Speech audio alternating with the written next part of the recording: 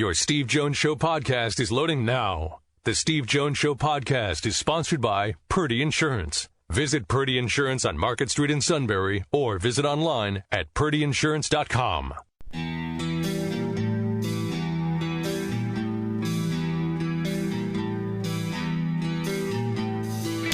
Sports talk where your voice counts. This is the Steve Jones Show on News Radio 1070 WKOK.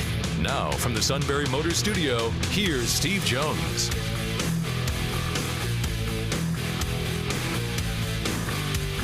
Very pleasant good afternoon to you. Sean Carey here. It is the Best of Steve Jones Show week on News Radio 1070 WKOK. And the Monday edition, always brought to you by Purdy Insurance on Market Street in Sunbury. Go to purdyinsurance.com. Doesn't matter what type of insurance that you need.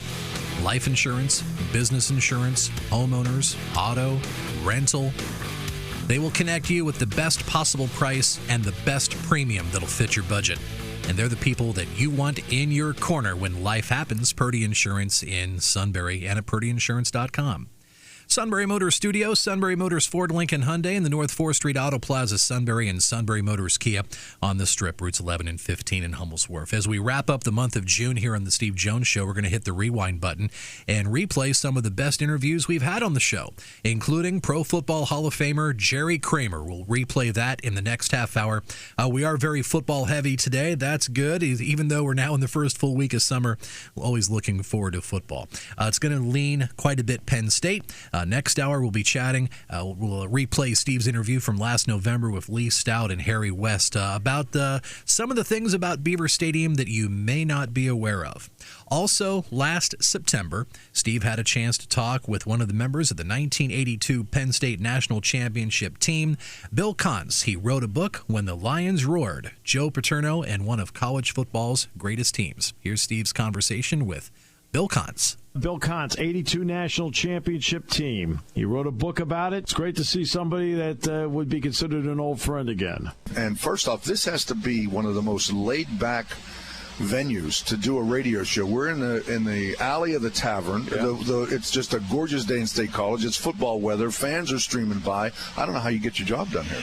We're trying to somehow focus here. I get it. The two of them over there. I see them. Very good. Them. Anyway, pleasure to be here. It's a pleasure to have you here. The roots of this, and then it came to fruition. And the roots of this were set up by the early Paterno years, and then that 78 team that played for the national title. When you came into this, did you sense right away you were entering something special, or at 18 was it just a wide-eyed experience? It became very apparent. That team that had the narrowly lost the Sugar Bowl to Alabama, so close to a national championship, a lot of returning seniors, including Bruce Clark, Matt Millen, guys that went on to have extended pro careers, Matt Suey and Mike Gooman and that crew. And they made it very apparent how upset they were at losing that, and it took it out on us incoming freshmen, Blackledge, Kurt Warner, myself, Mike McCloskey. But you got the sense very early on how good you really needed to be to step on the field at Penn State. There was that caliber of talent up here. It's an important year here at Penn State. A lot of people don't realize, to help set up what happened in 81 and 82, because they were coming off an 8-4 season and one beat Tulane in the Liberty Bowl. Then they go 10-2 and 80. Now it sets up 81, and at one point in 81, Penn State is the number one team in the country. The Miami experience, where Warner, I think he pulled a hamstring by the goal line or something like that. It was in a driving rainstorm, right. and it did right, and it went 17-14. You a great point. We are Penn State and Pitt are ranked 1 and 2 at the beginning of the 6th week of the 1981 season. Yeah. Unfortunately, Kurt Warner injured a hamstring a couple of weeks prior to, enabling a guy by the name of John Williams as a true sophomore to run for 140 yards in a big win over West Virginia. Yeah. Kurt's banged up. Chet Parlavecchio's banged up. We don't go down there to Miami at 100%. However, we had no idea what we were in for. We went down and played a very poor football game, threw the ball around, fumbled the ball, missed 4 field goals. It's detailed in the book. That's actually where it starts. But, it's an underrated Miami team with some guys that a lot of Miami players on that defense went on and played professional football, but it knocked us from the ranks of the unbeaten. And 2 years later, by the way, won the national championship. Oh, by the way, right. When they beat Nebraska, when Nebraska went for 2 at the end. But I remember the going to Toffree's right after that game, and Joe would always do his press conference at Toffree's on Tuesdays. Okay. And Blackledge had thrown for, I think, 358 or something. Coming out like party that, for him. right? Yep. Huge. John Williams had 8 catches. So they asked him if, he says, you're going to continue to throw the ball like that? And he says, threw for 358, got licked. You know how Joe would say it. Yep. And you guys went back to running the football. I mean, you got to realize at the time, you balanced it. Think about this interior wall. The 2 guards in the center, Sean Farrell, Jimmy Romano, and Mike Munchak. 2 number 1s and a number 2. Hall of Famer. Mike, and this is weeks removed from Kurt Warner going out to Lincoln, Nebraska, and setting that stadium's rushing record with 230. Kurt Warner, before he got hurt, had an average per carry that led to 7 yards a carry. He was unbelievable. But, true to form, Joe, I think, recognizes what his strengths are. And on that team, Todd wasn't quite ready, wasn't consistent enough. I think he'd admit that. We had the receivers. Kenny Jackson was a freshman, I believe. Garrity, a sophomore. We were young. So he went back to basics, if you will. Might have cost us a little bit in the Alabama game, although more mistakes there committed, and Bear Bryant bringing his team up here and just licking us again. So we go into the pit. Yeah, I remember 8 plays inside the 10-yard line. How do you think it was? I remember that was yesterday. I think, didn't he try Tommy Barr in an option pass or something like that? It was so conservative. 7, come away with no points. Yeah. And this is Bear Bryant coming up from Harrisburg and so forth, and that hold. It was a demoralizing to be ranked number 1, and then inside of 3 weeks, we're 10-11. And what did the 48-14 game do for the confidence of this team, and then to follow it up by basically just taking Marcus Allen to USC apart? Yeah, the confidence. That group of seniors led by Ched Parlavecchio, our senior co-captain, Leo Wisniewski, Rick D'Amico, Sean Farrell, Munchak, Romano, those guys had an aura about them. And I can't emphasize enough because that's infectious. These guys projected confidence. They were arrogant. They got in a ton of fights amongst themselves in practice. There was a swagger. Swagger is a great word. And it was well before the Pitt game, 48-14. We go out to Lincoln, Nebraska, and Chet during the week is talking about going out into a hostile territory and playing good football, solid Penn State football, and winning that game. We came back and did that. Now, we had some hiccups along the way, but the 48-14 game, that momentum shift. Now, people don't realize Dan Marino was picking our secondary part, a secondary that included Mark Robinson, Dan Biondi, Paul Langford, Roger Jackson, right? It's 14-0, and our offense has -1 total yards offense after the first quarter. We're on the sideline thinking, what did we get ourselves into? Here we are playing in Pitt Stadium. They're ranked number 1. Their crowd is loving this, right? It's their bitter rival, and they're on the ropes. And again, for the final 3 quarters was anything but. So after winning that game, and then the way Penn State shut down Marcus Allen in the Fiesta Bowl, and won it really with ease. I mean, the only touchdown they scored, I think, was an interception run back for a touchdown. Absolutely, yep. What did that do to the offseason to then set up an 82 season? The returning seniors, including myself, had high expectations. The mindset at Penn State in the late 70s was 10-win seasons were the norm. We're talking 12-game schedules. Right. New Year's Day bowl games were the norm. Playing for the national title. We spoke off air about, every 4 years a Joe Paterno coached football team was playing for the national title. That was the expectation. That's how you prepared. Yeah. Joe would send off-season letters in the summer. Brian McCann's kind enough to send this to me, and it's documented both in the book and on the website I've constructed about what his expectations were. For 81, he mentions national championships several times in this correspondence. The 82 team, we just got the letter that said, you guys better come back and prepare to work your tails off. So he kind of knew that there was a lot of rebuilding, a lot of new faces in new places, but the confidence was always there, and it certainly helped that guys like Blackledge and Kurt Warner and Garrity stayed on campus during the summer, and they honed that 7-on-7 drill. Garrity was the one, and some of the other guys I interviewed for this book backed it up. They literally had 7-on-7. They organized themselves. I think Todd organized it themselves literally every day. So the timing of the passing game was there from day one at training camp. And in the first 4 games of the season, they came out and threw the ball. I mean, it was dubbed Air Paterno to open up. It was a shootout with Maryland, 39-31 with Boomer Esiason. And then you get to the Nebraska game. Mm-hmm. If you're going to sit down and talk about well, let's really shorten the list. The 5 greatest games in the history of Beaver Stadium. That is somewhere in your 5. It may be 1 for some, it may be 3, but that's one of the 5. That was a big week. I remember this. The rumor was going on that Blackledge got hurt in practice. Wow, rumor I was hadn't heard that. Yes. Wow. The rumor was that Blackledge got hurt in practice. I see. And it used to be, remember, freshman football still happened at that time. Yeah. It was over the Flower Garden fields. I remember that. And everybody saw Blackledge standing there, just standing there. And they went, oh, he doesn't have a...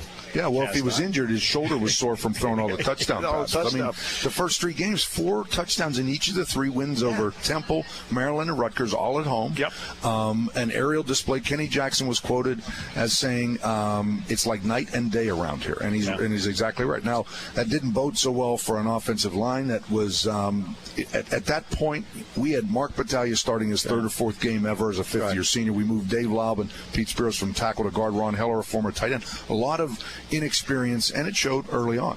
Because Munchak actually could have come back for a year, but Mike decided, he got his degree, and at that time, if you got your degree, you could enter the draft, and Mike did that, so he did not come back for that. It helps when you go to I think it was the Olympia Bowl. Olympia Gold Bowl in San Diego. And just flattens everybody sees and just rockets up the draft chart to be the 7th or 8th player picked in the draft, and the rest speaks for itself. He's an NFL Hall of Famer. I lined up right next to, and that's the other thing. In addition to the arrogance and the confidence, you did not want to play poorly in their presence because they would make it very clear to you what the expectation was. You got better because you witnessed it, as well as saying, look, we expect to run for 300 yards, and we plan to win this football game. If you're not holding up your end of the rope, we're going to let you know about it. Well, the game with Nebraska, Penn State was far more dominant than people realize. I mean, there were 2 touchdowns called back on penalties. Remember, Garrett? I think Garrett scored both of them. They got called back. 1 to Kurt Bowman, 1 to Garrett. So you're right. You're called back, and there were 4 missed field goals. Yes. People forget Massimo Manca. And an extra point at the end. Yeah. Well, that's what I was just going to say. Massimo Manca had like the nightmare of all nightmare days. He missed 4 field goals, and then on the game one where everybody's all happy, and he missed the extra point too. Right. I mean, on national TV, no less. You get the final drive, and this part's from memory. That Nebraska kicked off after Turner Gill scored. Correct. And they got a 15-yard penalty for unsportsmanlike conduct. So you start from the 35. Yep. Talk about what's the huddle like? What's the huddle like? Even before we're in the huddle, we're on the sideline, and Battaglia pulls the offense together, and it's just a reaffirmation of what we've done all day. And it's like, look, fellas, we have enough time to do this. They haven't stopped us. We're going to get this thing done. Blackledge gets in the huddle, and Ron Heller's quoted book as to how captivated he was at how calm Blackledge was, how he's reinforcing exactly what Mark was saying in a matter-of-fact fashion. Now, in that environment, the fans are going crazy. We got a shot at this, right? We got 65 yards away from pay dirt. And it was so methodical to see how he ran the offense. He was so sharp, so accurate. Last week with McSorley and Akron, I saw that. It was amazing how so many guys in stride. Yeah. Todd's doing this under intense pressure. Yeah. And it was a thrill to be. First off, we're so tired because at that point, we had rung up about 450 yards total offense against a decent Nebraska defense. But it's up and down the field for most of that time. But a thrill to be part of it, and all I remember and what I detail in the book is that these sidelines are lined with people. It seemed like 6 or 7 deep. It was as if the stadium security either were so caught up in it they were watching themselves or they had gone home early and didn't want to be part of it. A truly phenomenal ending to a game. The only 2 catches of Kurt Bowman's career. Both touchdowns. In that game. Then Alabama. I mean, you're the better team. And that's the one where Mark Robinson got hurt in the game. People forget Mike Suter filled in for him, and Mike picked off a pass in the game. It's right there in the book. 6 or 7 tackles. Yeah, right. At a big game. Yeah. And he's only remembered for Ralph Giacomo finding his backside. Isn't that what society does to us? They only and it's so funny. And I give the book away, but Mike gets off the plane and his brother calls him and he says, ESPN is calling. Now, ESPN is just in its infancy, right? A couple years old. But ESPN is calling Mike Suter the loneliest man in college football. Yeah. Now, you got to know Mike. And when he comes back this weekend, he handled it with such class. And it's just, people don't realize the guy had never been the personal punt protector, minimal snaps in practice. Because it was Mark. Right. Mark was the personal punt protector, I think. I think he was. In fact, that's exactly right. But we go down there high. We just beat Nebraska at home, and we're ready to take on the Bears. Joe's never beaten a guy. It's Legion Field. It's, again, on national television. Yeah. The NFL strike's going on. We're the marquee team again. We're pumped up. We're ready to play. And what do? Just like we did in Miami, we're beating ourselves with turnovers. And that was so frustrating. We're down 21-7.5, and then we start coming back. Yeah. And I mentioned to folks in this book, and I hope if you're listening, you pick up a copy of When the Lions Roared. I had a great time putting it together, but I mentioned in the acknowledgments the original title to this was 6 Minutes in Birmingham, because there were 6 minutes or so left on the clock. We've got a 3rd and 1. We're down 27-21 in Alabama territory. Contz and McCloskey don't block so well on a sweep. Kurt gets knocked back for a 3-yard loss. We have to punt. If Mike doesn't essentially block our own punt, maybe we pin Alabama back. It's a what if, who knows kind of thing. But people look at the final score and say, oh, Alabama blew you out. They may have had a strong first half, but we were fighting back, and we were on the cusp of potentially pulling that thing off. Joe told me once that after that game, Bear Bryant called him. And, of course, Joe would have to shut the door because, you know how Bear talk. And Bear asked him, he says, I think you guys are really, really good. Are we good? No kidding. I never heard that story. Yeah, Joe told me that story years ago. Wow. And Bear won. He says, are we any good? Alabama teams are always good. And they kind of fell off that year. Yeah, they finished, I think, playing in the Liberty Bowl and Illinois, 8-4, something like that. Yep. But, when you played teams like Alabama and Nebraska, you were arguably playing against players you would see at the next level. Yeah. And Rick D'Amico, who was a senior on the 81 team, when I'm talking to him about it, I says, Ricky, did it ever bother you? It never. He says, no. He says, it was just next team up, next man up, next week up. I mean, Joe had this schedule in such a way that he was going to prove to people whether or not the grand experiment. He scheduled a national championship schedule. He created his own college football playoff 30 years before it ever existed. That's a great point, because then you start with Syracuse, and now you start on the comeback trail. I mean, there's a determination on this football team. We're not going to let it. That's it. We're not going to let anything happen from here on out. It starts with Joe Coles in that locker room. We're all sweaty, dog tired, high humidity, and just beaten down. We're like, how did we come down here and play as poorly as we did? It's 42-1. And he gets up on his stool and delivers as emphatic and impassioned a speech as I've ever been part of. And I've been in locker rooms with Joe Paterno, Sam Ratigliano, Marty Schottenheimer, Jim Mora. Cole's speech. And he'll be on campus this weekend. And I hope people recognize what Joe Coles did to literally inspire his teammates. And we got showered and dressed. And even before that plane landed in Harrisburg, we had a mindset that when we next step on the practice field, it is going to be a work ethic, and we're going to put in extra time. And it started, like you said, with this where Joe wanted to get back in the running game. Yep.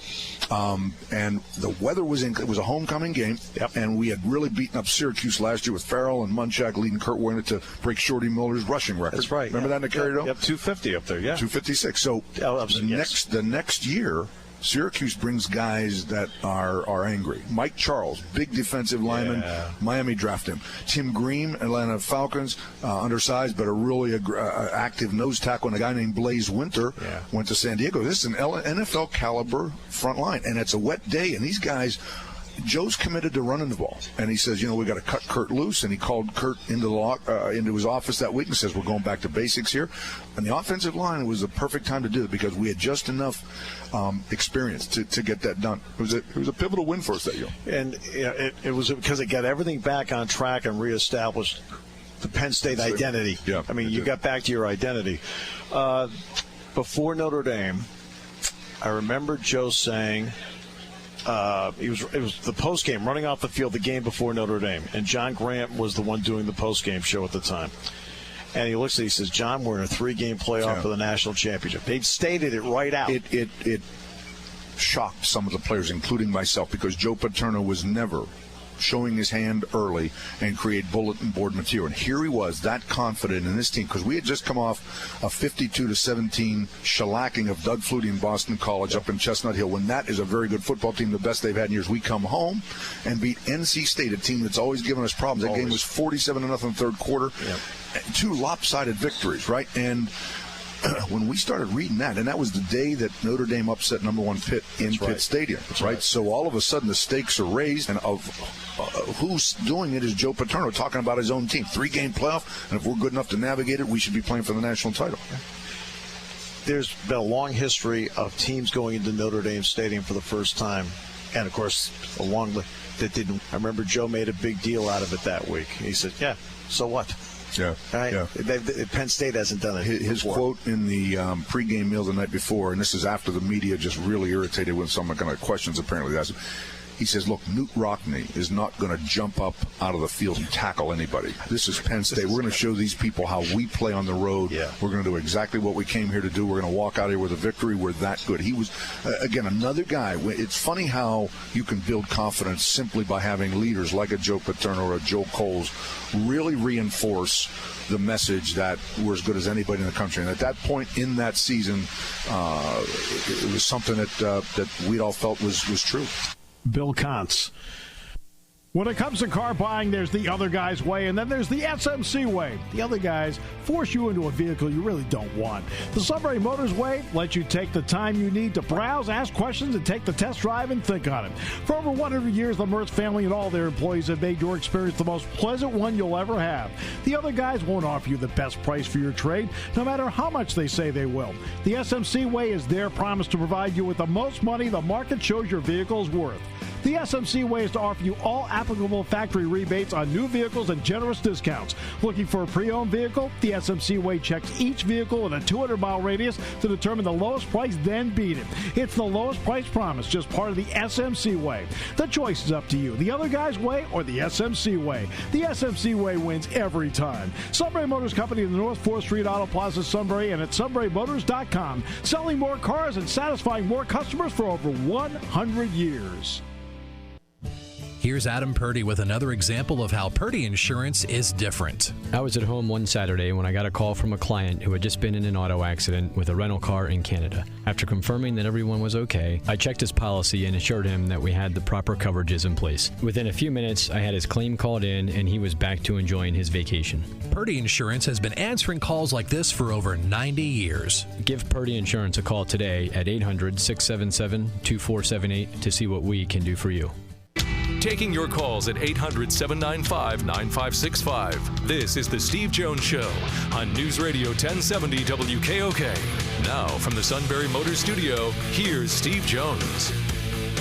And Sean Carey here for Steve this week. The best of the Steve Jones Show on WKOK. If you miss any of our shows live on WKOK, we invite you to subscribe to our Steve Jones Show podcast, available on both iTunes, Google Play, the Apple Podcast app.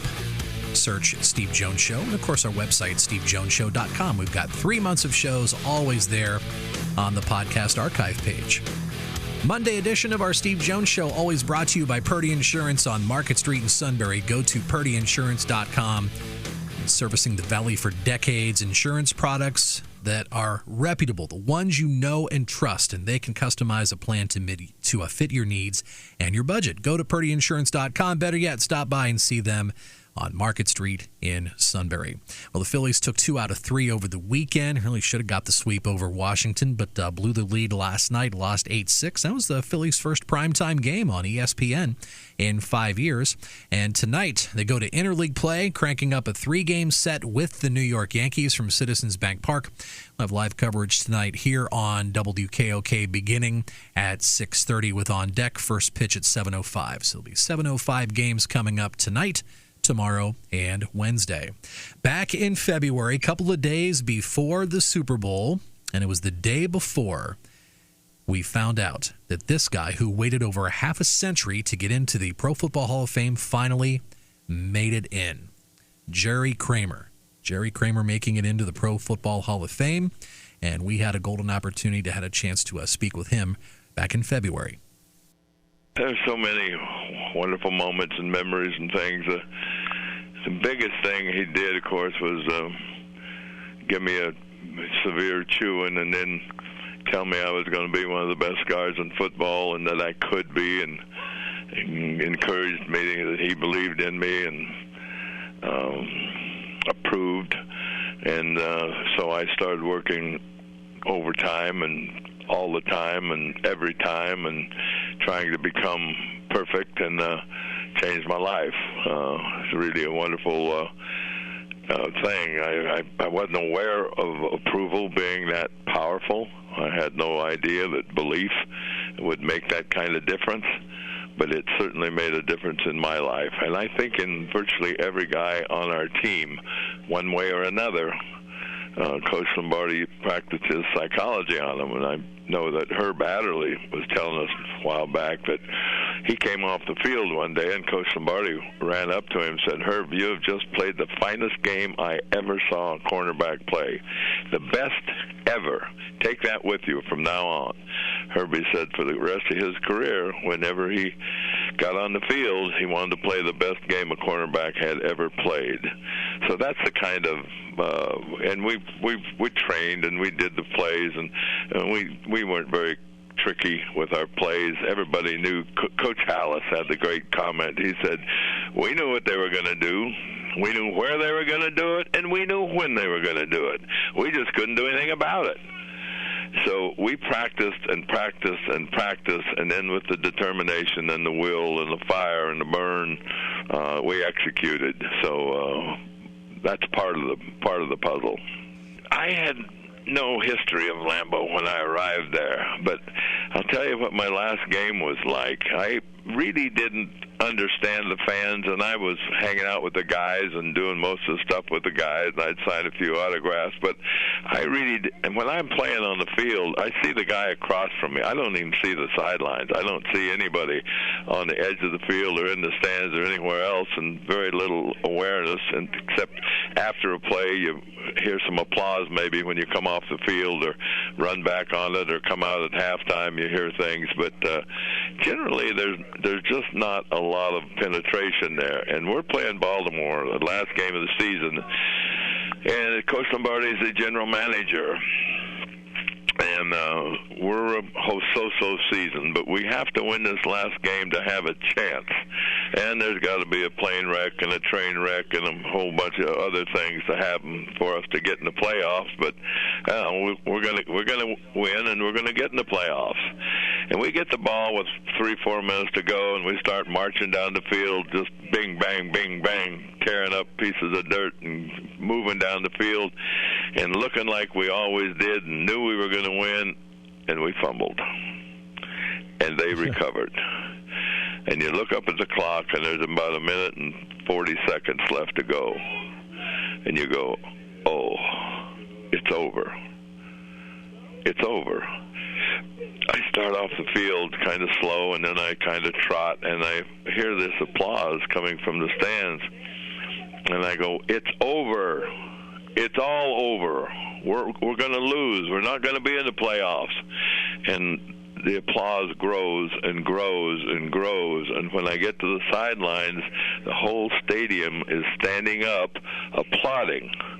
And I go, what in the... Oh, they know. They knew when I knew. They knew the moment I knew that it was over. And they're saying thank you for yesterday, for all the years, for all the victories, for all the effort. Wow. I didn't know the fans were that sophisticated. I didn't know that they really followed the game that closely. So I got a whole new awareness and appreciation for the fans at that time. And I've been trying to pay them back for 50 years, and I haven't gotten close. They are just sensational. They're true sportsmen, more so than just football fans. The opponent comes to town, and there's no hassle. If an opponent jersey comes into a place where the people are hanging out, they're Packers, it's, hey, I hope you have a nice trip. I hope you enjoy the game. It's civil. And it's just wonderful. So I can go on about the Packer fans for the rest of the year, but never get it done properly. Jerry, Steve Jones, pleasure to have you with us. A privilege, as a matter of fact. Penn State played Maryland, and Jack Ham and I, my broadcast partner, and I were driving back. We were talking about Andy Russell. And I said he should be in the Hall of Fame. And Jack, of course, he said he learned more about playing linebacker from him in the pro level than anybody. And then we both said, you know what? Jerry Kramer should be in the Hall of Fame. So you got a lot of people out there that want you there, just like obviously you want to be there. When you look over the years, you've written several books. What did it take for you to write those books? How difficult was it along the way? And because of experience, did the last couple become easier? Yes. To answer your last question first, it definitely made a difference once you'd had some success. The doubt and the uncertainty and the brand new world was kind of daunting for a while. And we're big football players, and big football players are supposed to be stupid.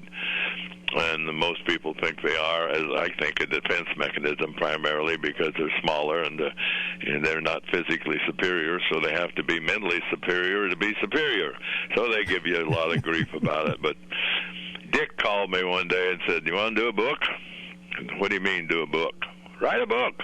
I said, "Dick, what do I know about writing a book?"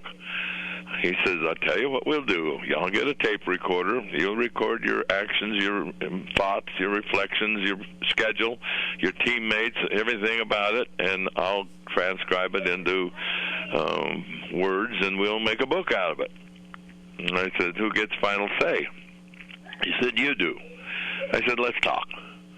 So we went to New York and talked with the publisher, and there was probably 8 or 10 people in the room, Dick and I and the agent and publisher and several other folks. And so I asked the publisher, I said, "What is good for a book? What do we have to do good? Because I want to do good. I don't know what it is, but I want to do it." And he said, "Jerry, sports books traditionally don't sell. They have been difficult, and if we do 7,500 to 10,000 books, we'll do good. We'll do real good." I said, okay, I got a target now. So I was able to went back to Green Bay and started thinking about the book, and then I decided I had to be very flowery with my language and use big, long words and be very, very wordy. And that lasted about 3 days, and my little sub says, "Hey, fat boy, it is what it is, and you is what you is." just tell it like you believe it to be, and you see it, and be dead honest with it, and you won't have to answer any questions about it. So I changed my strategy a little bit and tried to be as dead honest as I could be. And got to meet some really interesting people like Flip Wilson and Jackie Suzanne and Norman Mailer and Gore Vidal and Tiny Tim and on and on and on. And the book sold 440,000 copies the first year. Yeah.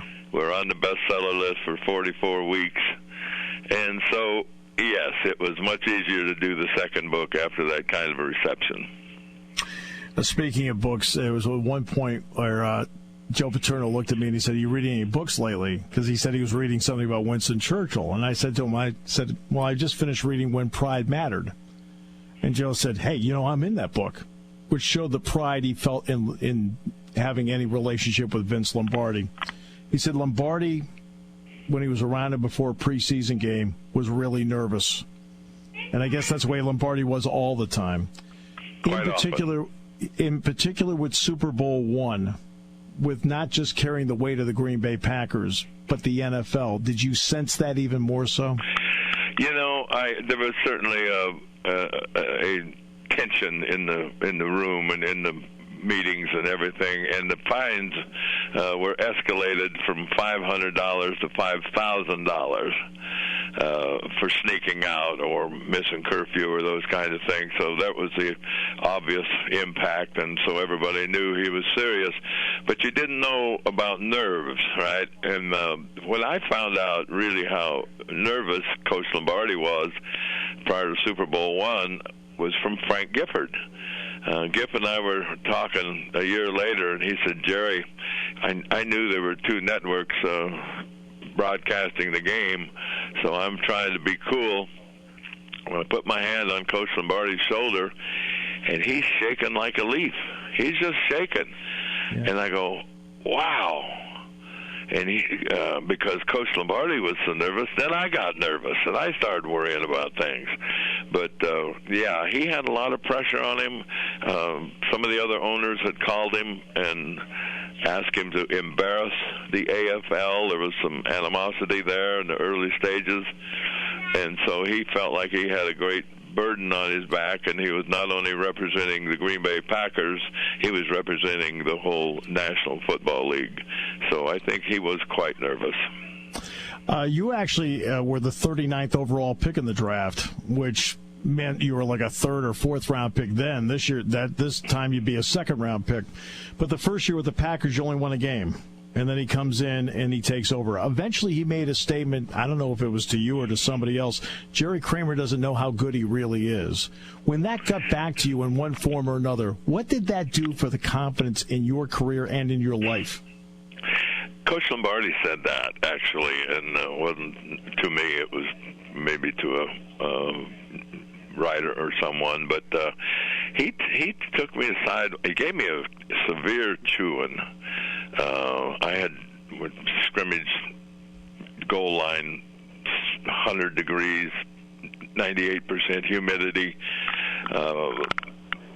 physical error. I missed a block, and 4 plays later, I jump off sides. And a physical block is one thing, and a mental block or a mental error is just unacceptable. We have some control over that, so we shouldn't do that. So he comes running across the field and gets about 10 inches from my nose, and he goes, "Mister, the concentration period of a college student is 5 minutes, high school is 3 minutes, kindergarten is 30 seconds, and you don't have that, so where's that put you?" Oh, it put me checking my shoe shine. And things ended 15 minutes later. Scrimmage ended and went up to the locker room and went down to the end of the locker room to my locker and shucked my shoulder pads, helmet off, put my chin on my hand, my elbow on my knee, and I'm checking the design of the carpet for about 45 minutes. Yeah. And wondering what I'm going to do with the rest of my life. Never going to be able to play for this guy, and it's time to get out of this, and I'm going to another team, or maybe I'm time to get out of football. You know, it's a lot of guys were leaving early, and the salary wasn't sensational at that time, and so I'm sitting there contemplating my future, and he walks in, comes down the room to my locker, messes up my hair, pats me on the head. "Son, one of these days you're going to be the best guard in football." And he let me know that he approved of me, that he believed in me, and he wasn't a man that dealt in idle chatter.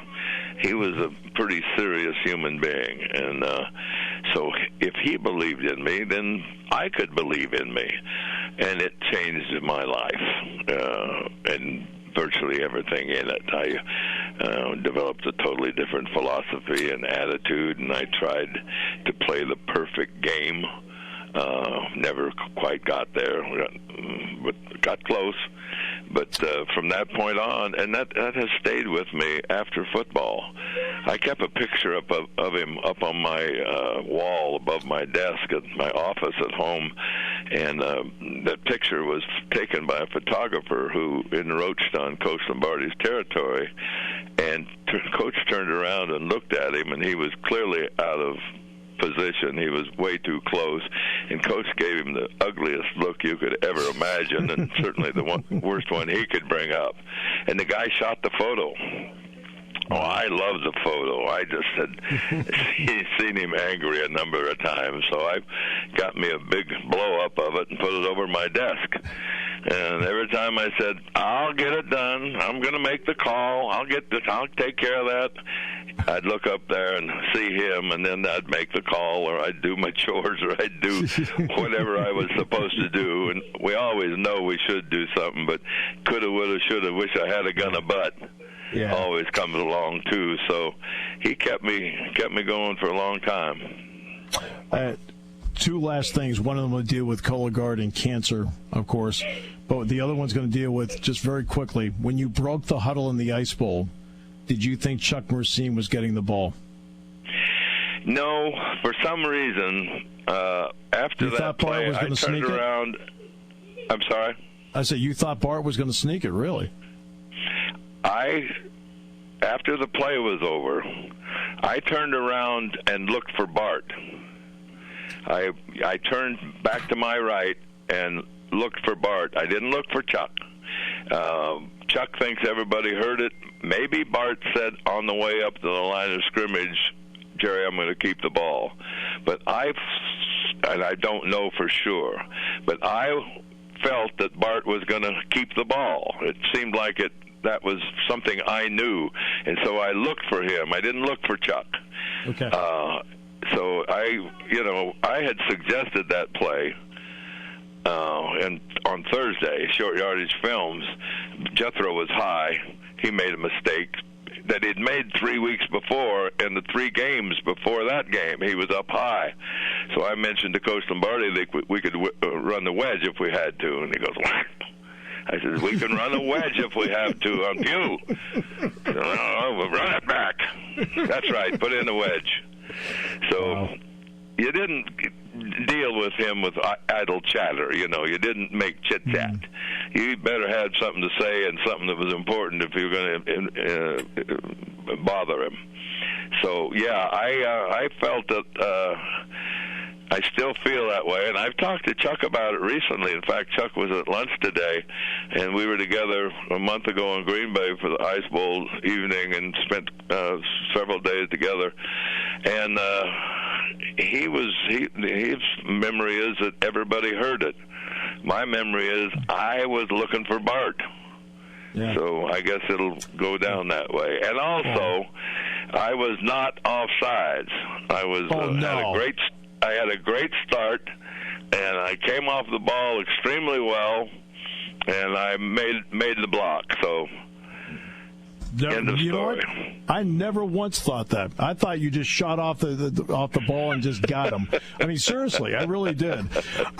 Finally, cancer and Cologuard. How important is for all of us to make sure, especially men, that we are on track with that? Well, you really don't need to take these tests if you don't want to live. But if you're interested in living, then it's really a good idea. This is a medical advancement that does a DNA on your excretions, and you can do this in the privacy of your bathroom or your bedroom. It's non-invasive. It's just put it in a little package and send it in, and the doc analyze the DNA. And if you have cancer cells in your stool, then you need to call the doc and go see him. If not, you're fine. But we lose 50,000 people a year to colon cancer.